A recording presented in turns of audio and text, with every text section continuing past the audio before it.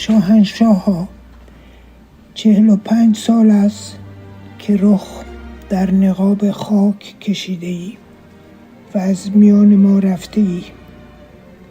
شرافت بیمانندت در آنجا پیدا بود که در اوج قدرت آن را کنار گذاشتی، چرا که هیچ نمیخواستی تخت پادشاهیت بر خون استوار باشد و دستان شریف نظامیان میهن پرست ایران خون هم میهنان را بر خاک پاک ایران بریزد.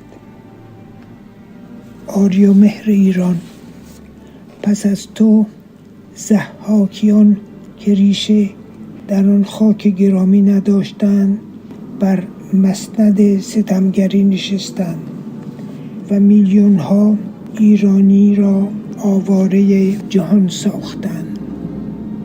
از پی فتنه 57 هزاران هم میهن را به قتل رساندند و خاک مقدس ایران را منزلگاه جنگ ساختند.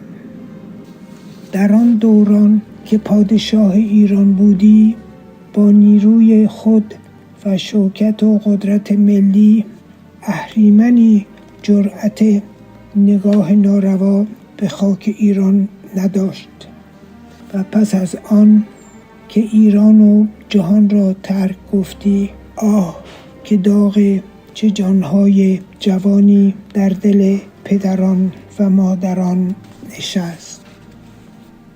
ما بودیم، ما دیدیم، سوختیم و اشک ریختیم.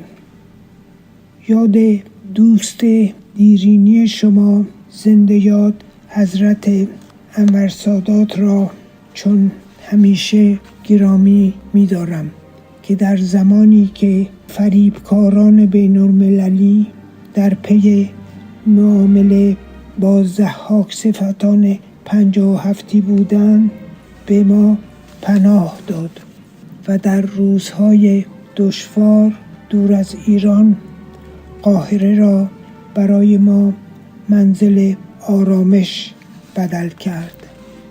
ای شهریار ایران، بدان که علی‌رغم چندین دهه دروغ پردازی و کینه ورزی علیه پادشاهی ایرانساز پهلوی، هنوز هم ایرانیان آزاده از گوشه و کنار جهان به آرامگاهت می آیند.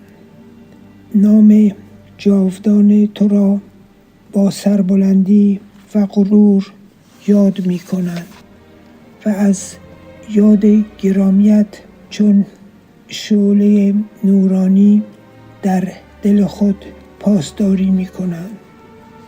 کاش می بودی و می دیدی چگونه به نام پادشاهان پهلوی زمزمه روز و شب خیابان‌های ایران است.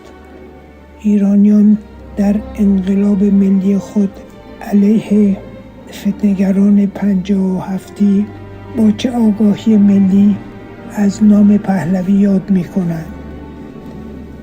شاهنشاه آسوده به خواب، ایرانیان برخاستند.